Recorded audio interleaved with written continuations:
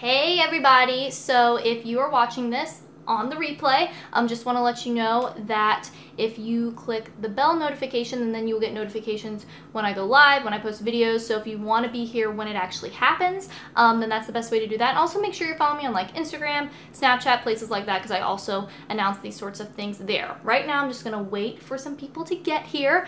So if you are here live, just let me know as you're coming in, say hi so I know that you're here. And then once we get a few people in here, we're going to be making dinner. I have water over here, so hopefully I don't forget to drink this time, which is something I normally do. I always forget, and then my throat gets croaky and my voice doesn't sound very cute. But and tonight, this is going to be a really quick and simple dinner, which I'm excited about because this is something I like to make a lot, and it's really easy, and so I think it's a good option for a lot of people. But yeah, just say hello once you're here. I'm going to get my iPad set up with the live stream going too, so when we turn the camera down to look at me cutting up stuff, then I can see your comments. So let me do that. Hi, Nita. Nita says, hello, Sarah from NYC. Glad you're here. Okay, let me get this pulled up. And it's probably going to be loud here for a second. But I'm going to try to turn the volume down. Let's see. Or maybe not. Oh, there we go. Okay, I've got that on. I've got that muted. And so now I can see your comments when I am cooking, when I am not looking at the screen. So I'll just have this set up over here, and hopefully we'll have some more people come in soon. But for those of you who are here, tonight we are doing something that I like to do a lot because it doesn't really need a recipe. A lot of the stuff I do doesn't use a recipe, but this is really something that anyone can make. We're gonna be making a ground beef skillet, and this is something I make a lot because it's a great way to use up veggies that you have around, and you can't really go wrong with it. You know, you just kind of throw stuff in and see what happens, and pretty much whatever you do is going to turn out fine. So we have a few different things. I have ground beef over there that's finishing thawing up, but we're also going to be putting in some different veggies and stuff. So I've got some yellow squash, and we've got some peppers and some tomatoes from the garden, and basil, onions, garlic, things like that. So it should be really yummy, and I'm excited to make it and eat it. And I've already got my pan set up over here, so hopefully this goes pretty streamlined. And I'm also going to be answering your questions. So if you have questions that you want me to answer, then you can just put those in the comments. But I guess we will start getting rolling, and as people come in, we can just let them know what we're doing. So first thing I'm going to do, hi Alex! First thing I'm going to do is cut up this onion, because that is the first thing that we need. And I have my compost bin over here, so I will take the lid off of that. Nita says if you make a batch of it, you can make several different meals with it. Yeah, that's a cool thing too, is you could repurpose it for different things. And like for me and Jason, since it's the two of us, what I normally do with our meals is make enough for 4 to 6 people, and then we can have those for leftovers the next day, which makes lunches easy because then you don't have to think about anything. Now a little trick, I did put this onion in the freezer ahead of time. Valerie says hello from New Jersey. Hi Valerie, glad you're here. I'm peeling my onion right now, but I like to put mine in the freezer for a little bit ahead of time, and I find that that helps with the tears. It doesn't totally get rid of the tears, but it does help. Another trick you can do is put down vinegar on your cutting board, and then after you cut the onion, kind of rub the cut sides in the vinegar, and that helps neutralize the thing in there that burns your eyes. I do that sometimes, especially with red onions because they're really bad, but I'm not going to do that today. Modern Day Family Man says, hey Sarah, what you cooking? Hi, I am making a ground beef skillet. So we've got ground beef over there, but I've got lots of veggies here too, so we're going to cut up all of this stuff and put it all in the pan. Nita asks, have you ever tried onion goggles? I have not, but I have heard of people who've used them, and I think, you know, if it works, it works. You look a little funny, but does that really matter? I don't think so. I think you could probably use like swimming goggles too, but I feel like that might give you a headache after a while, so maybe not the best option. But I'm going to start cutting this, so I'm going to turn y'all down so you can see what I'm actually doing, and then I'll have your comments over here on my tablet so that I can still see things even though I can't see you. So we're gonna go on a little ride. Let's see. Alex says, if you don't mind, I'll jump into a question. Sure, go ahead. If you have questions, go ahead and put those in the comments. I'm just gonna get this camera turned down so we can cut and talk. I think that works pretty well. Does that seem good to y'all? You can kind of let me turn it a little bit more.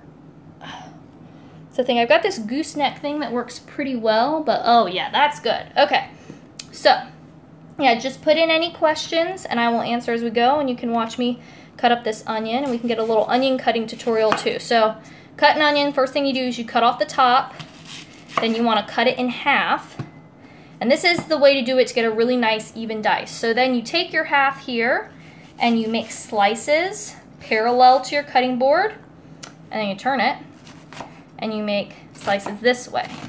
And so depending on how far apart or how close you do these different slices, that affects how big your dice is. So then you turn it back this way and you can just cut across, and now you'll see that like all the pieces are around the same size, which is what we want, because if they're around the same size, then that means they'll cook evenly in about the same amount of time. If you have like really big pieces and then teeny tiny pieces, you might have some things overcooked, some things undercooked, and it goes really quickly. And then I'll just put this in my compost. Let's see. Valerie says, can I adapt the recipe to a vegan style? Definitely, Valerie. This is not a specific recipe, so I say adapt it however you want. If you have something that you would like to use instead of the ground beef, I say go for it, because basically what we're doing is sauteing up a bunch of vegetables and herbs and stuff and the ground beef together. So if you wanted to use tofu, that could work. If you wanted to maybe throw in like some beans or something at the end, so those wouldn't necessarily be sauteed up, but like cook up your veggies and then throw in beans or some sort of grain or something like that, that could work. If you were vegetarian, you could make it and then like maybe throw an egg on top. But I'm definitely a big fan of playing around in the kitchen and trying out different things, because something like this really can be adapted for whatever your preferences are. So we've got our onion cut up, and let's see, Beth is saying, hi Beth. Beth says, hi, I'm Beth, I'm new to this. Well, I'm glad that you're here with us for the live stream, because these are some of my favorite things to do. Beth says, my question is, I often crave something sweet after dinner, not actually hungry. Do I eat my sweet treat or not? Okay, Beth, this is a good question. And just a disclaimer before we get into questions, I do like to say again, this, these questions and answers, this is for general information purposes only. This is not a substitute for advice from a medical professional, personalized advice from someone who knows you in your situation, but this is just for general information. So for that situation, Beth, I think a lot of this depends. I think I'm going to chop up some garlic right now while I'm talking to y'all. So if you are always craving something sweet, I think there's something to be said for maybe you trained your palate to always kind of crave that sweet thing, and that might be something to look at and try to shift that preference, because we can shift our preferences, for sweetness or salty. If we're used to doing it a lot, then we might things might not start to taste as sweet or as salty to us, things like that. So it's something to think about. I think also,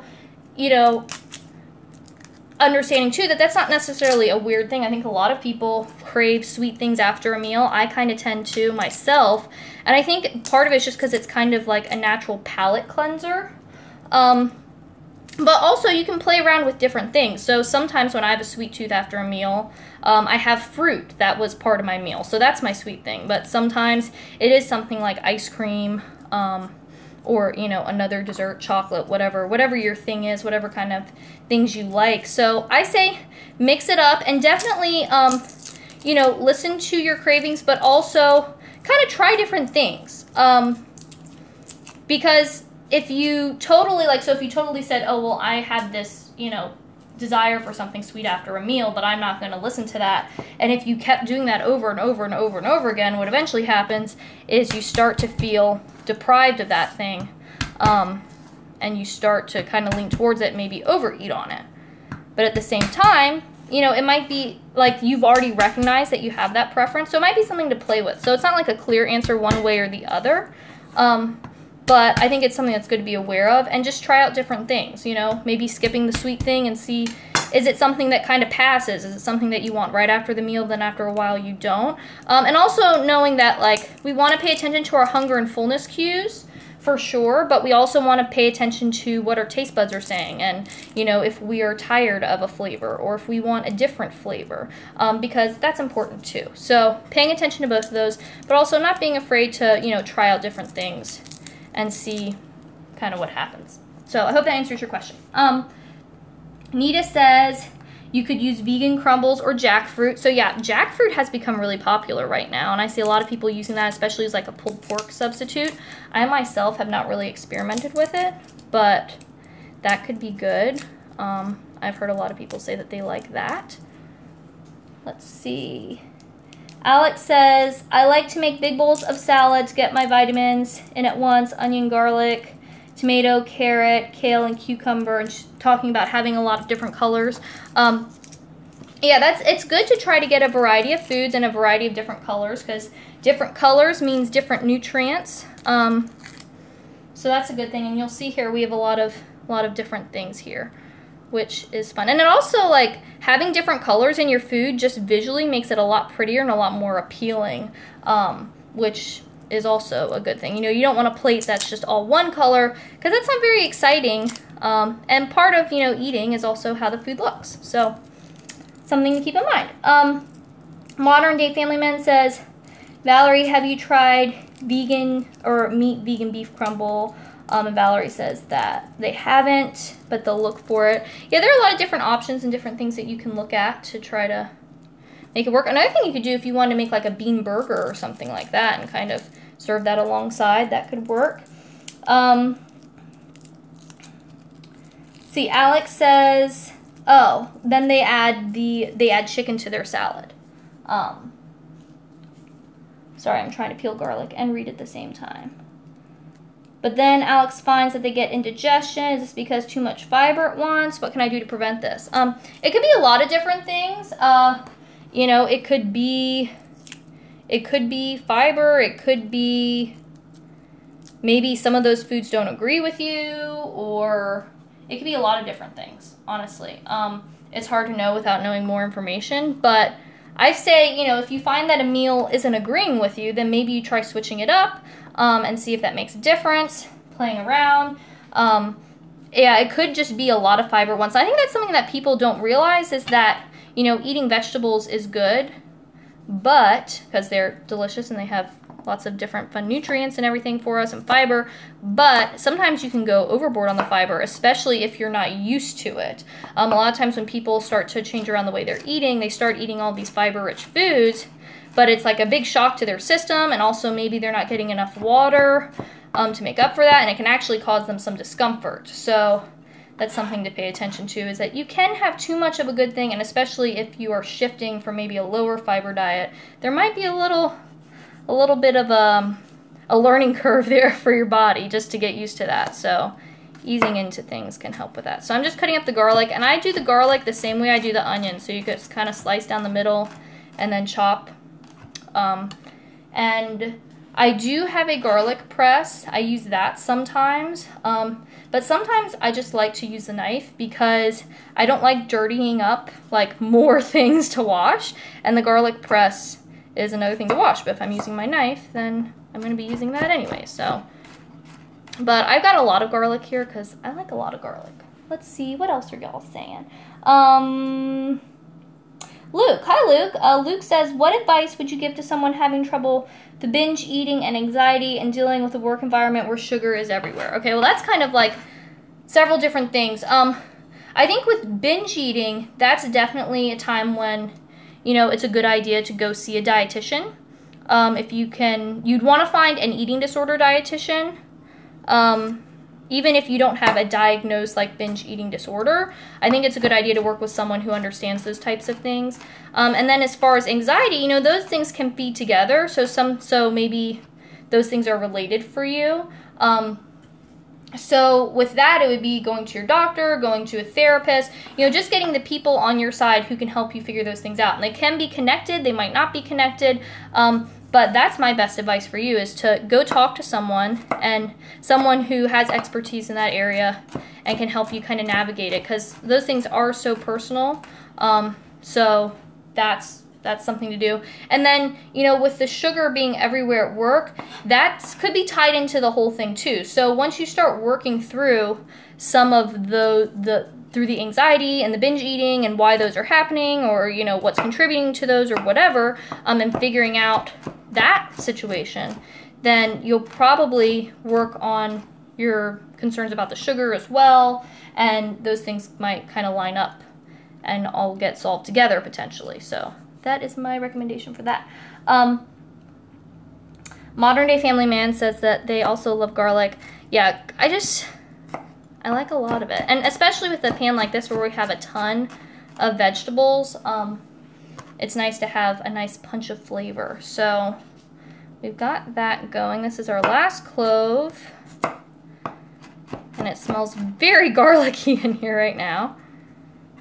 And one tip with garlic is if you can cut up your garlic first, some of the compounds in garlic that are thought to be beneficial, they actually become activated when the garlic is cut and it interacts with the air around it. So if you can, you know, cut your garlic and let it sit for a little bit rather than like grating it right into your pan when you're cooking, then that can kind of maximize those things. Obviously, if you forget or whatever, it's not a big deal. But I do think things like that are kind of like little fun tidbits. If you do think about it, then that might be something to do. And I'm sorry, I feel like when I chop like this, I'm probably shaking the camera, but I think y'all understand the situation we're working with here. Okay, so we've got the garlic all cut up. Let me move that to the side of our cutting board. Got my little piles going on here. And I think at this point, I'm going to turn on the burner. I have a pan over here with some fat in it, so I'm just gonna turn that on and get it heating up. And then we can cut more things while that's happening. So, get this turned on. Let's see, where was I in questions? You guys have a lot of questions, this is awesome. Oh, Anna says, hi Sarah, glad this live stream's happening on Thursday. Can't watch live on Tuesday, so I'm at work, happy to catch you. Reminds me of the good old vlog days. Yeah, I used to do a daily vlog for a while, and Anna watched those. And yeah, that's one thing I like about live streams. It's a little bit more casual. We just get to hang out in my house and chit chat. Okay. Next thing we want to cut up, I think, is, let's do hot peppers. So these are a couple hot peppers from the garden. This is called a Ralph Thompson squash pepper. This is one that Jason picked out of the catalog, and you can see it's kind of got this like squat and then like lumpy ribbed kind of shape. So it's kind of a fun shape, and they have a really nice flavor. They're spicy, but not super spicy, and they also kind of have a little bit of sweetness to them. So I'm going to cut these up and get these going. Alex says, I try to substitute sugar with banana and Greek yogurt smoothies in the morning. Then I found I was eating like 50 grams worth of sugar from the bananas every morning. Oh, so yeah, I wouldn't worry about, you know, counting sugar grams, and also the, you know, sugar that you get from something like fruit is going to be different than the sugar that you might get from something like candy. So you want to keep that in mind too. But that is something that's worth noting, is that sometimes we try to make substitutions for things, but either it doesn't cut it, you know, it doesn't satisfy what we're looking for, or maybe it's, you know, not helping us get where we want to be. That's something I talked a little bit actually in my video on, sorry, I'm blanking. On my video, one of my recent videos, I talked about that very thing. Oh, about food swaps. That's what it was. In that video, I talked about how when you make a substitution that doesn't necessarily like actually serve as a good substitution for that thing, then it might not actually be helpful. But I mean, I don't know how many bananas you were eating or whatever, but yeah, I wouldn't worry about like counting the grams or, you know, counting your food really at all as far as calories or grams of this or grams of that. It's just good to have a variety, you know, have some carbs, some fat, some protein, have a variety of different foods, and then also listening to your body's hunger and fullness cues, and also paying attention to, you know, what sounds good to you flavor-wise and all that kind of stuff. Luke says, thank you. I've actually been working with an RD for a year and seeing a therapist for a few months. After, I'm going to cut my finger off trying to Read comments and chop. That's not a good idea. Let me stop chopping. You guys almost saw a giant accident on the live stream. That might be entertaining, but it's not something that I really want to happen. So Luke says, seeing a therapist for a few months. After over a year with the RD, the results aren't there. Time to find a new RD or stay the course. You know, that's hard to say because some of it, like these types of things that you're working on can take some time to figure out. So I wouldn't put necessarily a certain time limit. I think it really depends on your relationship with that person. If you feel like you have good rapport with your dietitian or your therapist. Also understanding that sometimes when we're working through tough things, that the dietitian or the therapist might kind of seem like the bad guy because they're pushing us into uncomfortable places. So that's a thing that can happen. I think if you go, I don't know if you're familiar with Katie Morton on YouTube, but Katie Morton is a licensed therapist, and she actually works with eating disorders in her practice, and she has a lot of good information as far as, like, I'm sure I've seen a video like from her on, you know, when is it time to break up with my therapist, or, you know, what if things aren't going well with my dietitian or whatever. So I'd refer you over there as far as some of the information that she might have. She's a really great resource, and she has a ton of videos. So that might be a place for you to go check out. But yeah, it depends on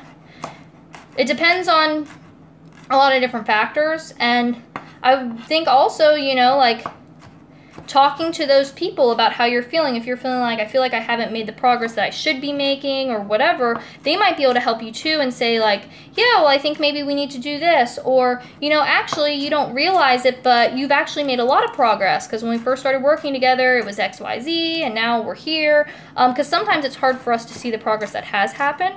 So I think, you know, talking to them and just expressing your concerns that you're not where you want to be, they might be able to help you figure out if, you know, that's something to be worried about or if you're actually on the right track. Okay, so got this stuff cut up. Let's see, I'm going to check my pan real quick and see how that is as far as heat. It's getting pretty hot. Okay. Hello, I'm still here. I'm going to take the onions and I'm going to put these in the pan real quick.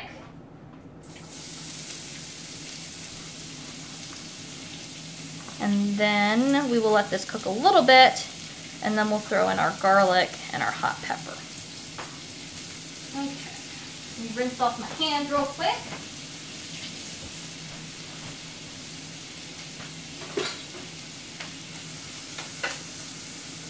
Okay, so I've got that in the pan doing its thing. I'm also gonna scrape our hot pepper over to the side, so that we can get that out of the way and start cutting up more things. Do y'all like watching me chop so you can kind of see how I'm doing things, or would you prefer me to turn the camera up and see my face? Because if you let me know that, then maybe we can switch things. I don't know what is better for you, so just let me know. Next thing we're gonna chop up is sweet peppers. So I have a couple different colors here, so we're gonna get these chopped up. I've already rinsed everything, so everything's nice and clean.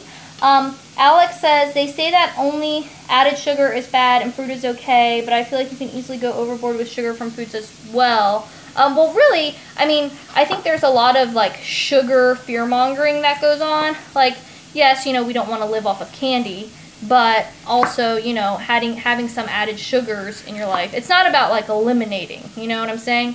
But you can, of course, I guess, go overboard with any food, but again, that's where it comes back to getting that variety in your diet. So, you know, having some fruit is not going overboard. If you were eating only fruit, then that probably wouldn't be great because you're not going to be getting, again, that variety that you want. You wouldn't be getting, you know, the fat and protein that you would get from other foods.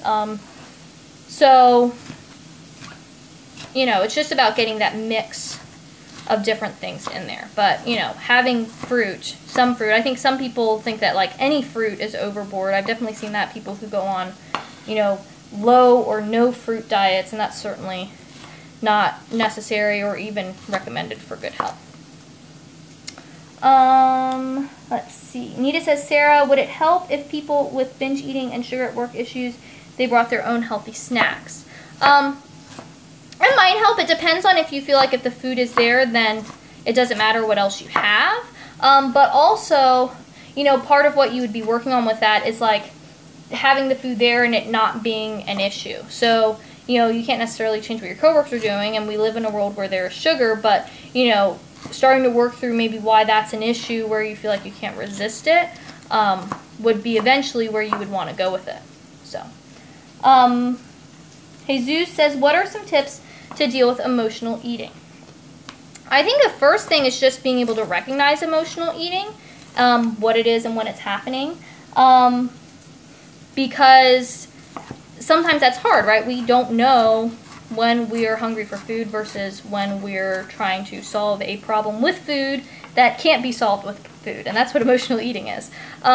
So being able to recognize that first, you know, if it's emotional eating, a lot of times we'll have a craving for a very specific food. So not like I'm hungry and I would kind of eat anything, but more like I need chocolate right now, or I need chips right now, or whatever. So a lot of times it's very specific craving. Also, you know, kind of paying attention to, did you just eat?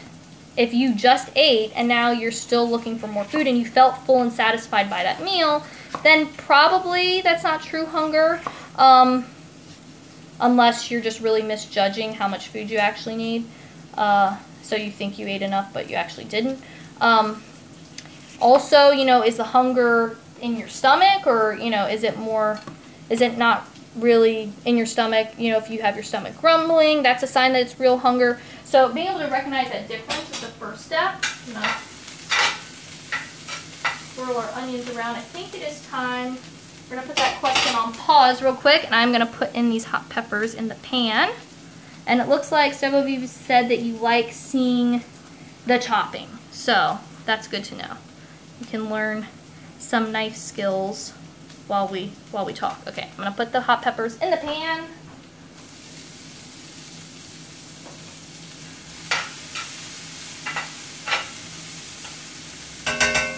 And we'll just let those cook up very quickly. I need to be cutting through these peppers a little bit faster. Okay, so back to the emotional eating question. So recognizing it is the first step.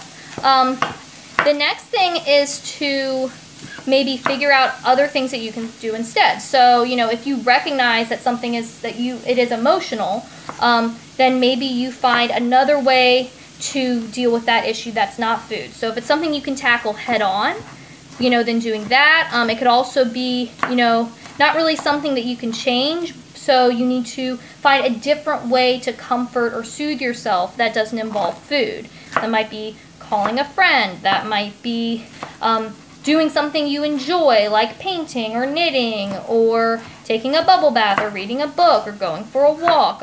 Just finding something that isn't food related that can either help you deal with the thing, or soothe yourself, or distract yourself.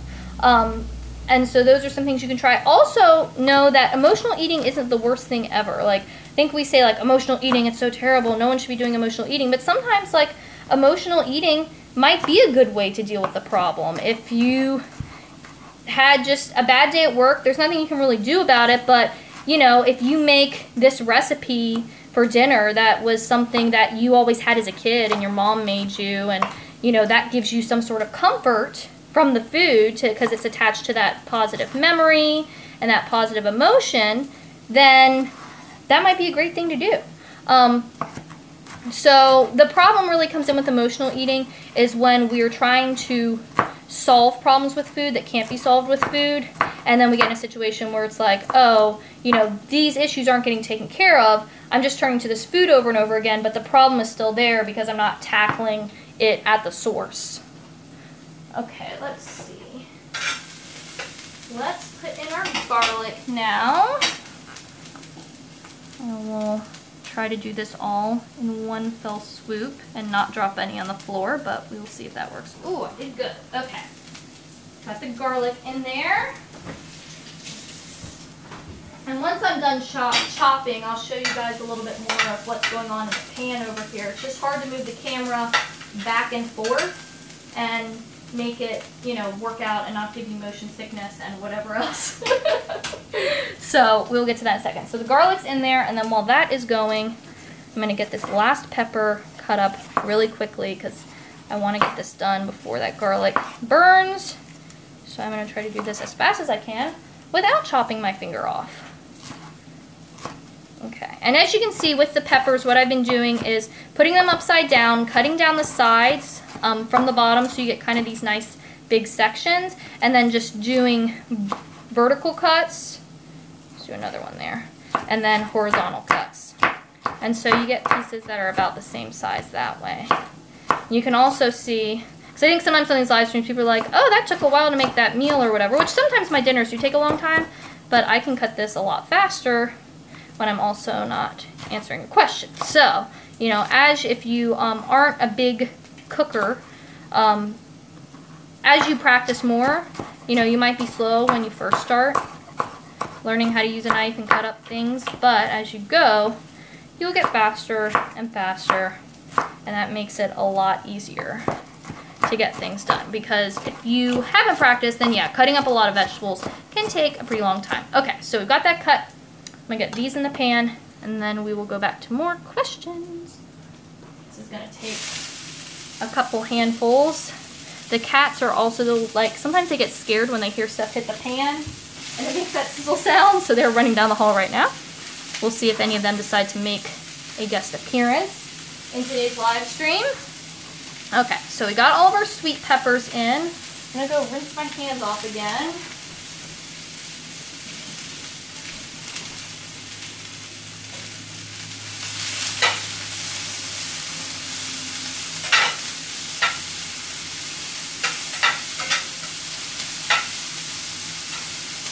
Okay, so those are cooking down. We're gonna add in a little bit of salt. I've got Himalayan pink salt here. That's just the salt I choose to use most often. This is almost empty, so we might finish this off tonight in the process of making this meal. Let me get some of that in the pan.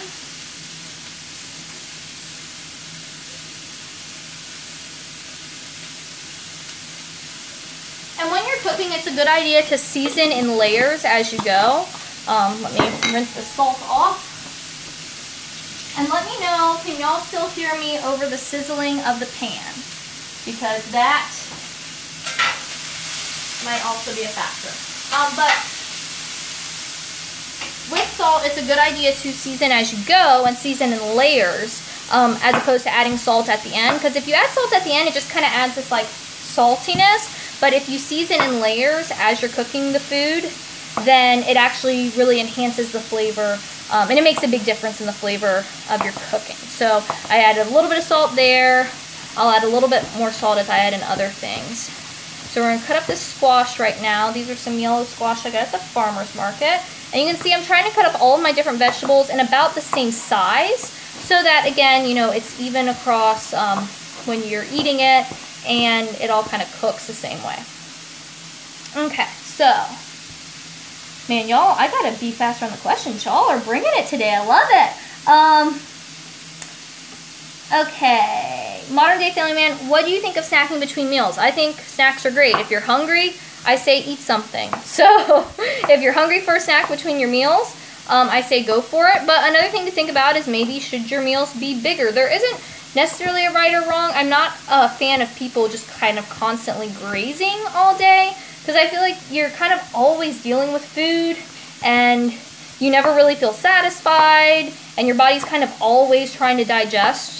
So I'm not a fan of that, but you know, me personally, I usually do breakfast, lunch, snack, and dinner, but I know some people do more frequent snacks than that, so it kind of depends on your schedule too. But I think snacks are good as long as they're intentional. You know, you don't want to be doing like mindless eating, or you don't also want to be in a situation where you're under eating at your meals so often and then you're getting hungry like right away. So if that's a thing, then you might want to look at changing your meals up. And also I think with snacks, people think they need like snack foods, but really anything can be a snack. You can have leftovers from dinner be a snack. It doesn't have to be like specific snacky foods. It can be whatever you want it to be. Luke says, thank you. You're welcome. Marilyn came in late. So we are making a beef skillet. So I've just got a lot of veggies going right now in the pan, and the ground beef is going to go in a minute. What cooking oil are you using? Luke asked. So for this one, I used bacon fat. I had made some bacon for BLTs like a couple weeks ago. And so whenever I do that, I save the fat off of that in the fridge to use when I cook other things. But really, if you want to make this at home, you could use whatever you want. You could use butter, coconut oil, olive oil. It doesn't really matter too much. Just whatever you have or whatever you like. And I get my pork from a local farm, and I did a hog share. So you might remember that if you've been following me for a little while. I've done that a couple times now, and I got a share in February, and there is still a lot left in the chest freezer. If you go watch my chest freezer tour video, you can kind of see what I have in there and what we have going on, but that's where my bacon came from. Okay, I'm going to check on these peppers real quick, and then we will get back to questions.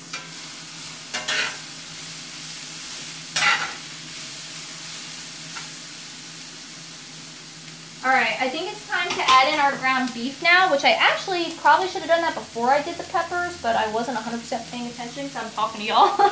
But it'll still work because it doesn't matter that much. Okay, so let me get that in.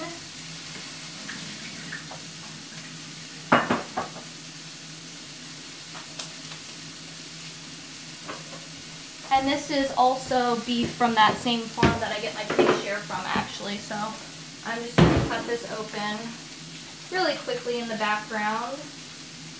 Let me see, let me look for another question that I can answer while I'm doing this. Nita says I need a bench scraper. Yeah. Alex says, doing strength training program where it's recommended to consume 3,000 plus calories a day to gain muscle, recover effectively. What kinds of foods would you recommend for bulking? So I'm probably not the person to ask for this. For me, I don't encourage people to really focus on trying to change the way their body looks. So I don't encourage people to, like try to get a certain calorie amount or a certain amount of carbs or protein or whatever. Just because I think that micromanaging of our food, it can create a lot of issues as far as our mental health goes, and also it's really not necessary. Now, if you are exercising intensely, then you're naturally going to get be more hungry than if you were sitting around because your body's using more energy, so your body can kind of adjust for that. I gotta go wash my gross raw meat hands real quick.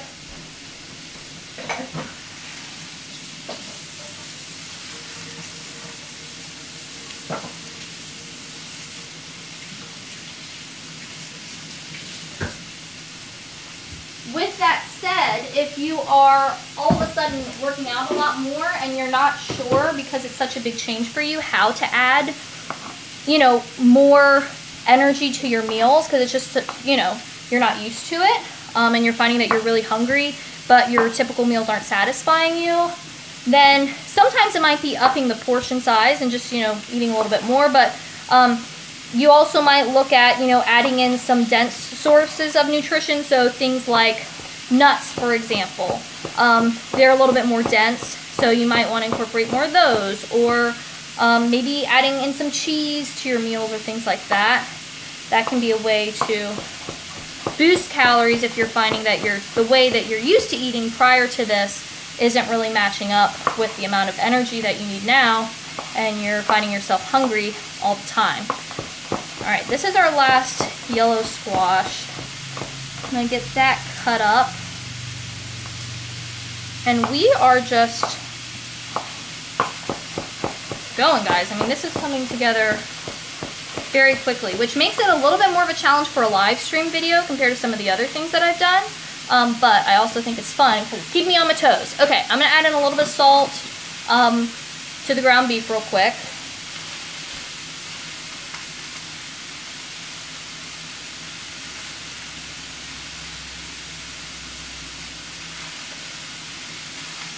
Alright, and I'm going to mix that around.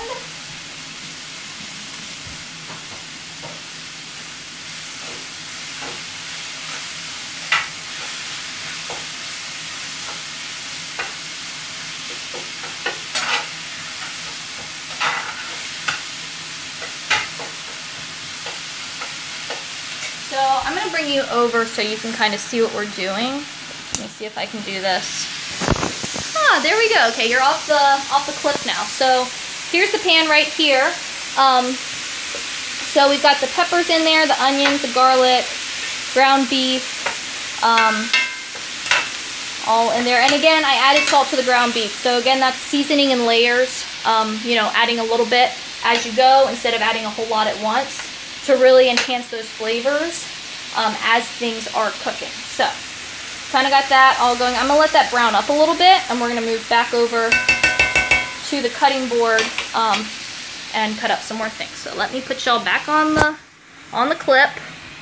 See if I can do this with it pointing downwards. This is interesting. Okay. I'm sorry if you're seeing my thumb or anything like that, but I think we're making it work. All right. Let's see. Are we in position? I think so. Maybe we could, yeah. That's pretty good. Okay, so now we have done the squash. So while the ground beef is cooking, next we're going to move on to some tomatoes. So I'm just going to push this out of our way. Which way do I want to do it? Maybe we'll push it this way. Let's see what other questions we have. Nita says, are those veggies from your garden? So most of them are not. Most of them are from the farmer's market. If you've been watching my garden updates, then you know that the squash plants were a disaster area. So those didn't do well. They just got taken over by squash bugs, so we only got one squash out of them. The peppers are from the farmer's market. Those hot peppers that I showed you, those are from the garden. But now we're going to cut up some garden stuff, and that is tomatoes. So I just picked these before we started the live stream, actually. So these are super duper fresh. And this one right here is called Japanese Trifle Black, which I read it's actually like a Russian tomato, so I don't know why it's called Japanese, but that's the name. And it makes these little pear-shaped fruits. So they're kind of, you know, medium-sized tomatoes to small size maybe. But they've been pretty productive flavor-wise. They're just okay, I think. But we've gotten a lot of tomatoes off of them, so that makes it nice. So we're going to cut these up, and I'll answer more of your questions. So, let's see, where did I leave off? Alex says, I'm not sure that I want all the additional calories to come from carbs, or the bulking question. Yeah, I say just eat a variety of foods. I don't recommend that people count stuff or measure stuff or whatever. It might just be eating a little bit more than you're used to, and also listening to your body. Like, if you're doing all this stuff, but your hunger isn't really going up that much, you don't need to, like, force feed yourself things. And again, it's my concern is health, and I want people to be, you know, take care of their health, not necessarily, you know, aesthetic things. And a lot of times the things you do to reach aesthetic goals can actually be bad for your health, either your physical health or also your mental health. It can make you, you know, feel crazy around food. And that, I think there are more important things to spend our time on and enjoy in life than counting every gram of whatever that we eat. Personally, I would much rather spend my time doing other things. Let's see. And Nita says, we can hear you over the cooking sounds. That's good to know. I mean, I think in the past it's been pretty good, but I always worry that I'm just like yelling and you guys can't hear anything I'm saying. Okay, so, and you can see I'm just quartering these tomatoes, cutting out the stem part, and then just cutting them up. So that's how that's going. And none of these things are measured. It's just what I had in the fridge, what I had in the garden, the amount that looked right to me. So just kind of going with it. Holly, hello Holly. Holly says, really appreciate your use of veggies and recipe ideas for increasing number of veggie servings per day. No problem. Or do you mean you would like some? Or you appreciate seeing what I'm cooking? I'm not sure. Oh, use of veggies and recipes. Yeah, I mean, I love all kinds of vegetables, and I think for a lot of people, we don't necessarily, like, people focus a lot on the meat, maybe, and they really learn how to cook meat, and how to make it taste good or whatever, but a lot of times with veggies, they're an afterthought with the meal, or maybe people just never learned how to work with vegetables, how to cut them up, how to season them, all those kinds of things. So I'm happy to help educate in that way if I can. All right, let's stir around this ground beef a little bit.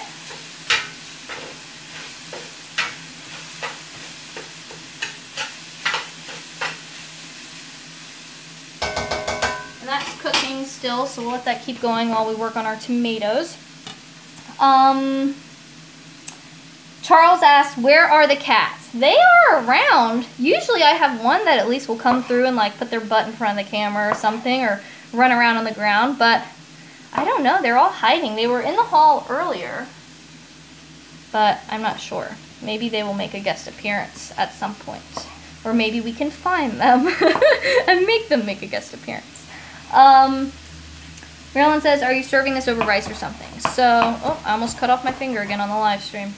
There you go, guys. It's a gamble. You know, one of these days, y'all are going to get to see something much more dramatic than what I intended. Hopefully not that dramatic, but okay. Sorry, I got distracted.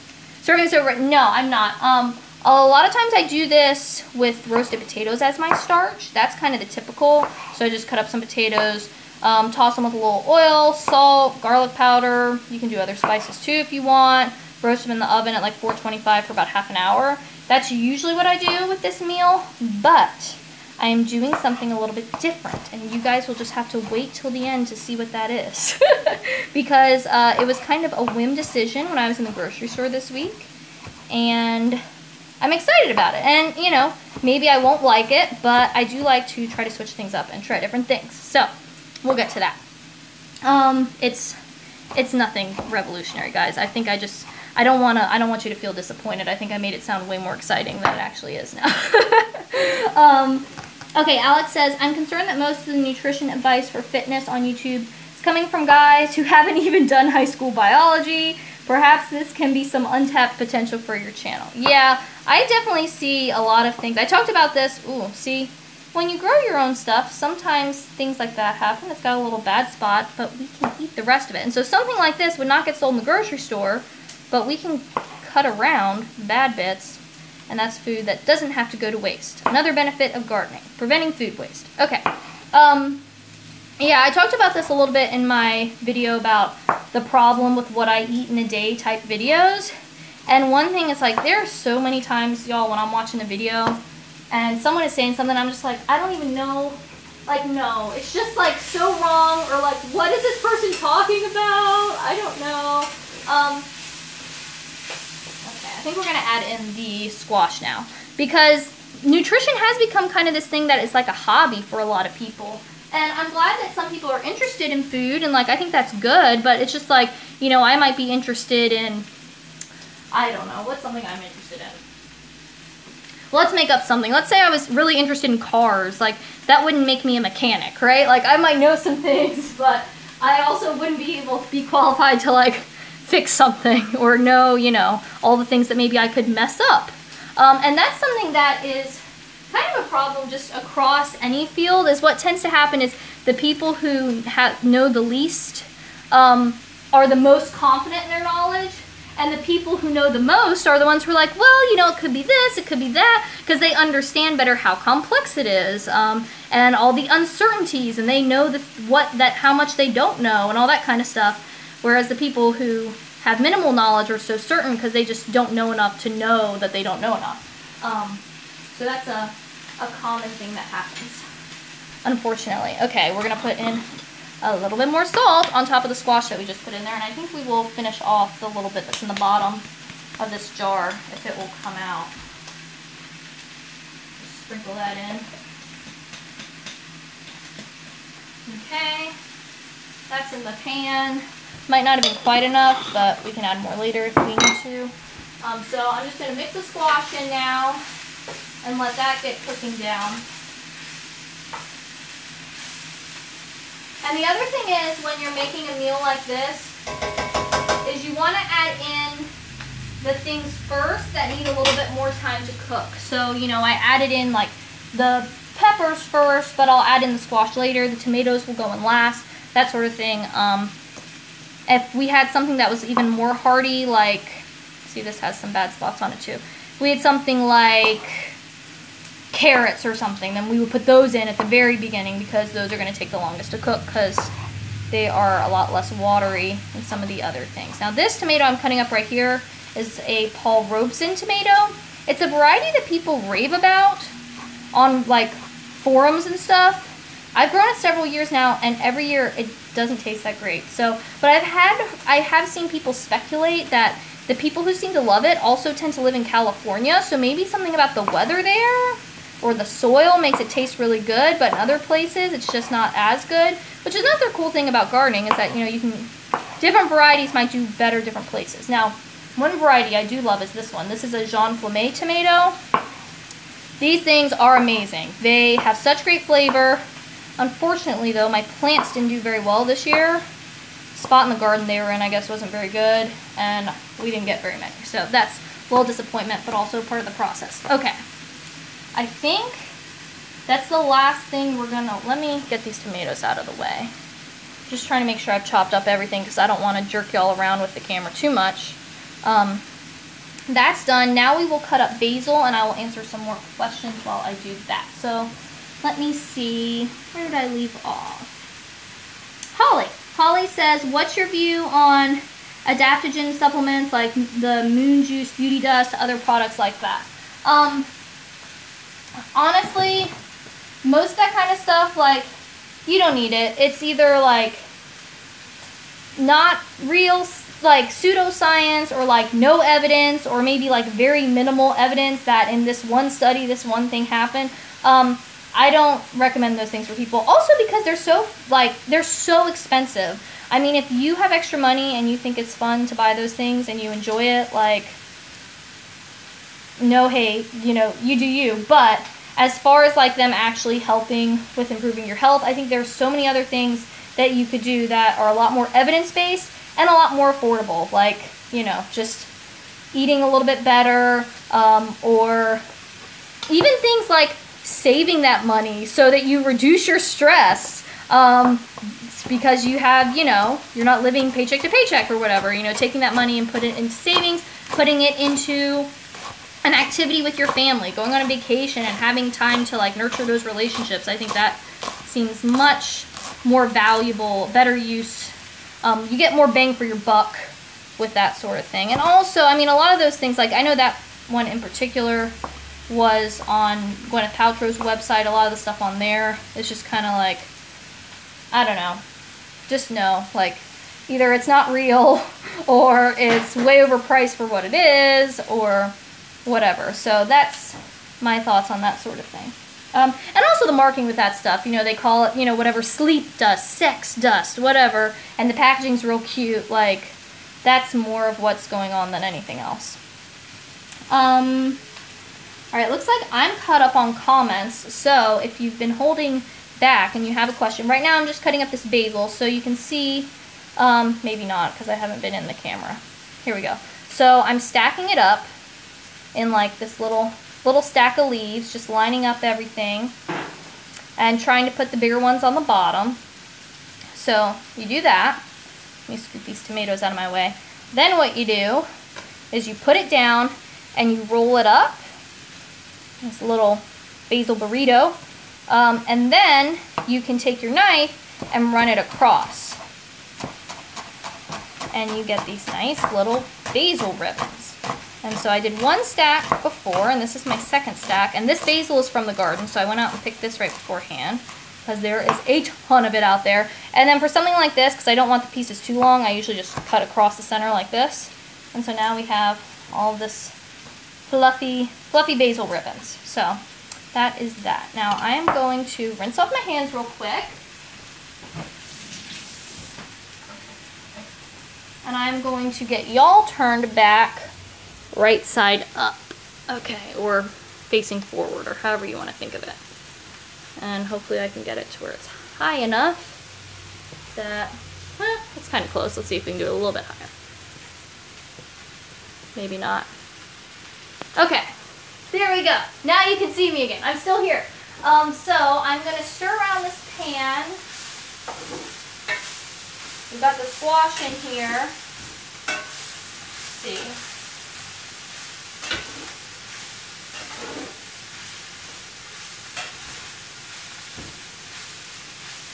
Alright, so we've got the squash in. That's cooking a little bit. Now, let me see if I can turn y'all this way. Okay, now that works. So we're done with all of our chopping. Now it's just finishing cooking and putting everything in.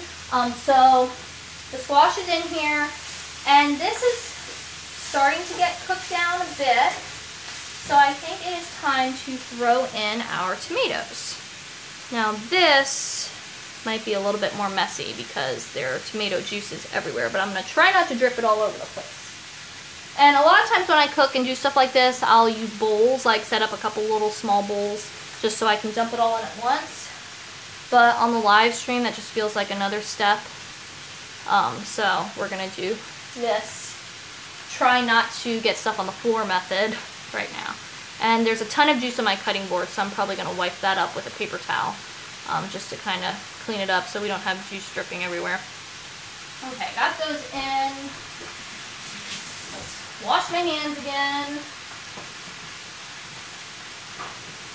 And we will mop up some of this tomato juice before it starts spilling all over the table.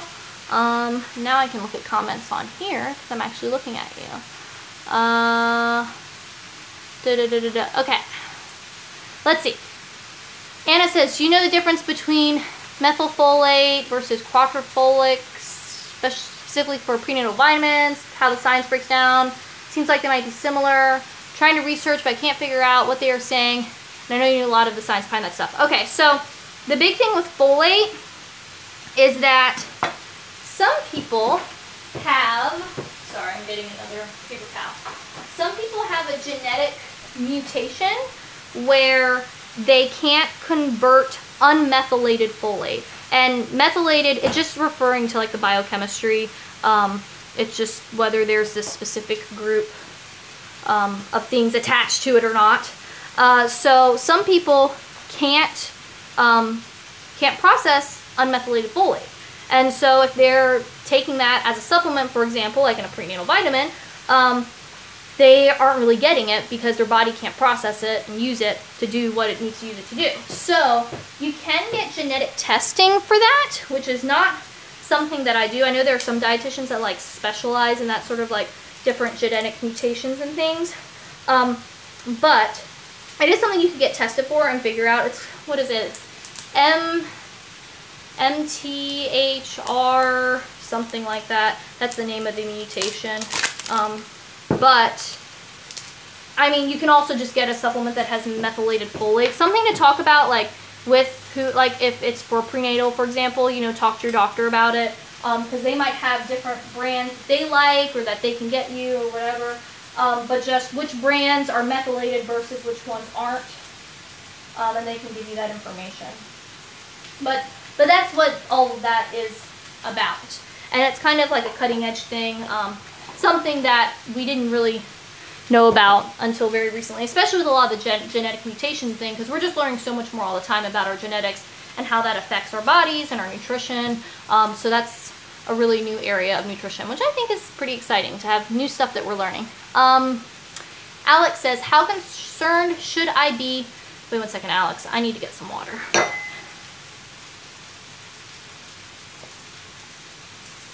Okay. How concerned should I be about glycemic load? For example, barley has low glycemic index, but if you eat a big bowl of it, it's still spike your blood sugar because of the quantity. I wouldn't worry about that at all. Like, just eat food. That's my advice. You know, sometimes if someone has diabetes, for example, then they might have to look at their carbohydrates and count that, for example. So, you know, there are conditions where you might need to pay more attention to your food, but get a variety. So I wouldn't just eat rice for dinner, for example. You know, I would have rice and maybe an egg and some vegetables, and I'd, you know, cook that maybe in some sort of fat, or maybe I put avocado on the top. You just want to have a mixture of things. Because also what you eat with the food is going to affect the glycemic load. You know, if you're having a food by itself versus mixing it in with other things. So the best thing is just to eat a variety of whole foods. You know, mix in those kind of fun foods too that you like that maybe aren't, you know, like nutritional powerhouses, but they're fun and you like them and they taste good. And just have a mixture of all those things. And if you look at like what I eat, just as an example, like if you look on Instagram or watching my What I Eat in a Day videos, you'll see that at my meals, you know, I have some sort of like fibrous food, fruit or vegetable, something like that. and I have some source of carbohydrates, some source of protein. So again, just having that mixture of different things. And you can see that in this meal too. Like right now we're getting protein from the ground beef, and then all of these vegetables are giving us lots of vitamins and minerals and fiber and all that sort of thing. And so it's a combination, and then we're going to add in the starch later. So you could do this with rice, as someone mentioned earlier. I usually do it with potatoes, but it's just about having that mixture, and then also not micromanaging it. You know, trusting your body to just take care of things, listening to what your body's telling you, giving your body a variety of foods, and then not worrying about it. Because our bodies are really good at taking care of this stuff, as long as we're giving ourselves, you know, the different raw materials that our body needs.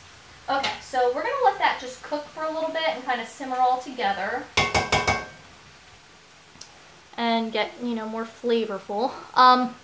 So Anna, going back to the folate thing. So the doctor said that the quatrefolate, which I think means quatrefolate acid, might be a larger amount.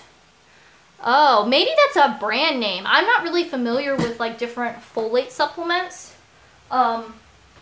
So that could be a brand name, like maybe it's called quatrefolate because it's like a mega dose or something like that. So maybe that's for people who are, I don't know, have very low levels, or maybe are even deficient, or have, I don't know, maybe special consideration where they need more or something. But I'm not familiar with that specific term. I've never heard of that. So that's what makes me think that maybe it's a brand name, but I'm not 100% sure.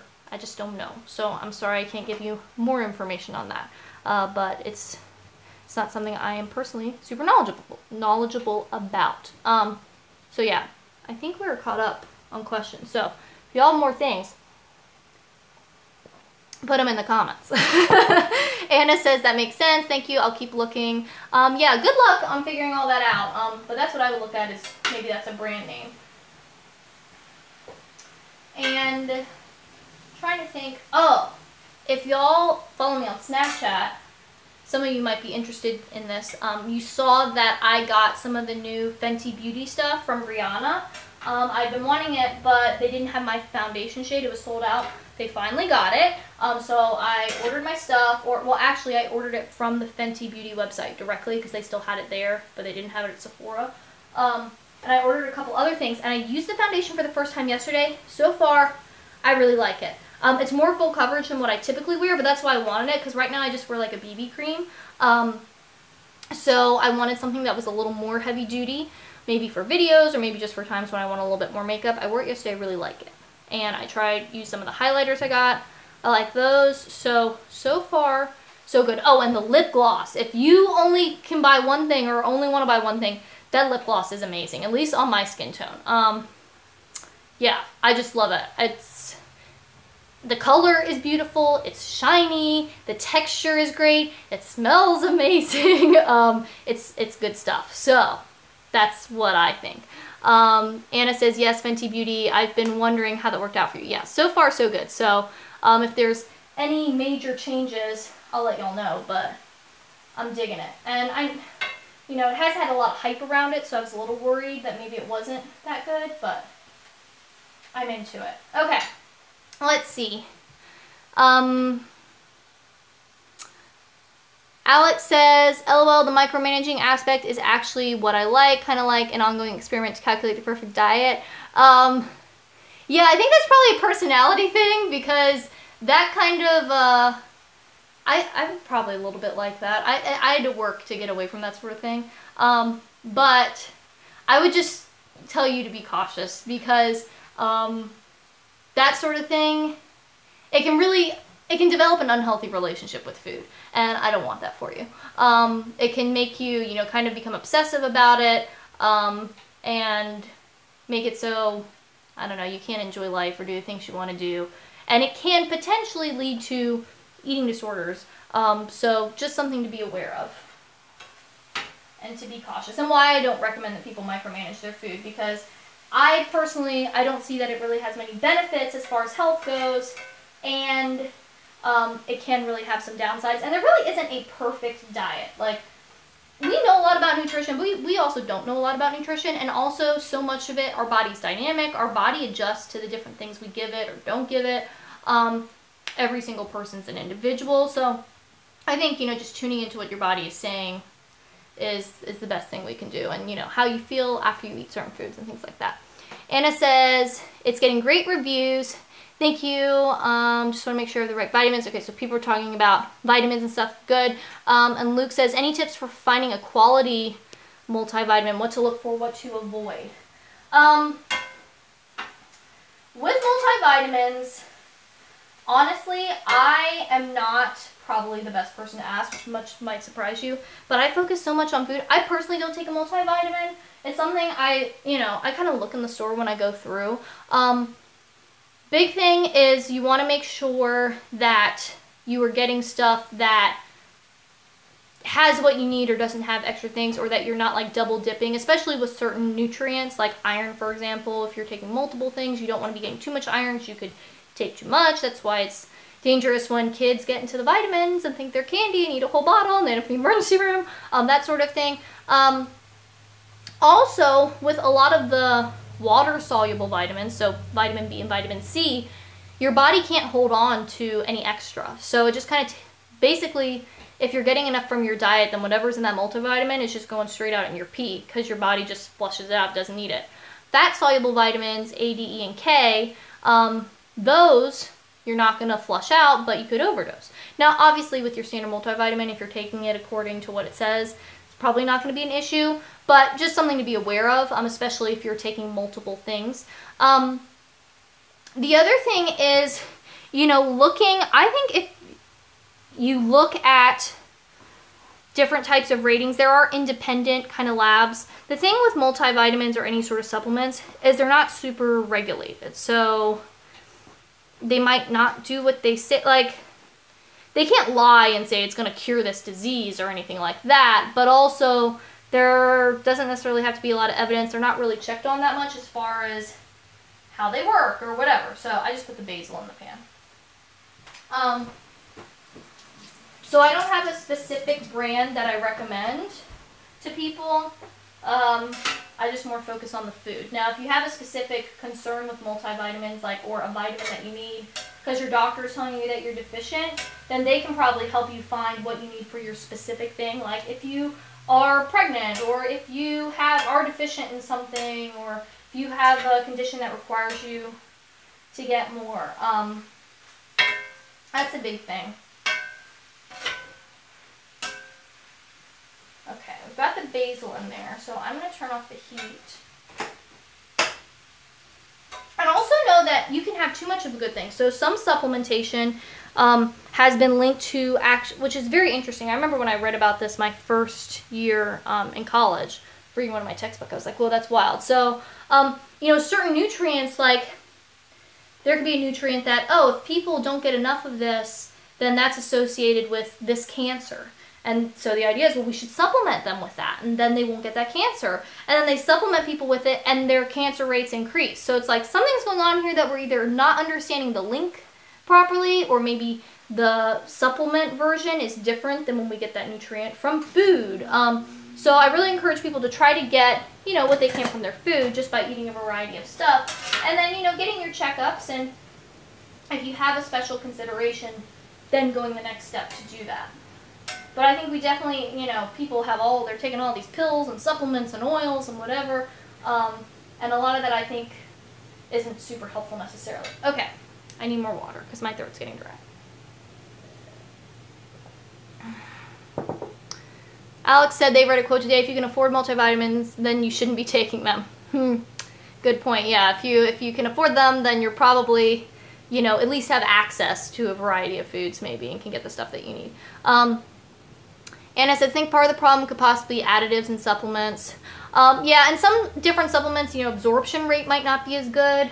But like I said, I don't know enough to tell you which ones are great. I don't have a particular brand that I recommend to people. Okay, so we've got the basil in there. So the next thing is a starch. So like I said, I usually do roasted potatoes, but I got something different at the store this week, and I'm excited about it. So I got this. This is a loaf of sourdough that I got from the bakery at my grocery store. And I just saw it there, and I'm like, I like sourdough. Jason likes sourdough. And this could be a fun thing to have, and also it's making tonight's dinner a little bit easier because instead of roasting vegetables for the starch, we have this. Now, and I think this might be good too because with all the vegetables and stuff, there is a little bit of liquid here, so I think this might be good, kind of like maybe we could use it kind of to scoop up the mixture we've got going on here. I don't know how we use it. Usually I also do sauerkraut with this, or like fermented pickle or something on the side to add a little bit of like acid. I don't know if I'll do that though, since we have the sourdough bread and that's got that kind of sour flavor. But I'm excited, and we'll see how it goes. But dinner is done now. We're here, we're ready to go. Jason's over there, telling on him, he's stuck behind the camera. So we just gotta get our plates and get ready. Did y'all have any of your questions you wanted me to answer before I hop off and go eat dinner? Anything else? Speak now. Put it in the comments. I'll give you a little bit of time because I know this is on a delay when I say things and when you hear them, and it also takes time for you to type stuff. Anna says, thought for sure you were going to pull out some naan or pita type bread. LOL, so close. Those would also be delicious options, but no, not what we're doing today. Yeah, I'm excited. I think it's going to be good, especially because, like, I don't know, I think that might be something I want to do more, is going in the bakery and buying fresh bread. It just is amazing, and I don't make it enough just because it takes time that I've not been putting in. Anna says hi, Jason. Hi, Anna. Okay, well, if y'all don't have any other questions, I think we're going to hop off and we are going to eat. This has been really fun, and don't forget, we're doing this the first Thursday of every single month now. That's the plan, unless things really go bad and y'all start hating it for some reason.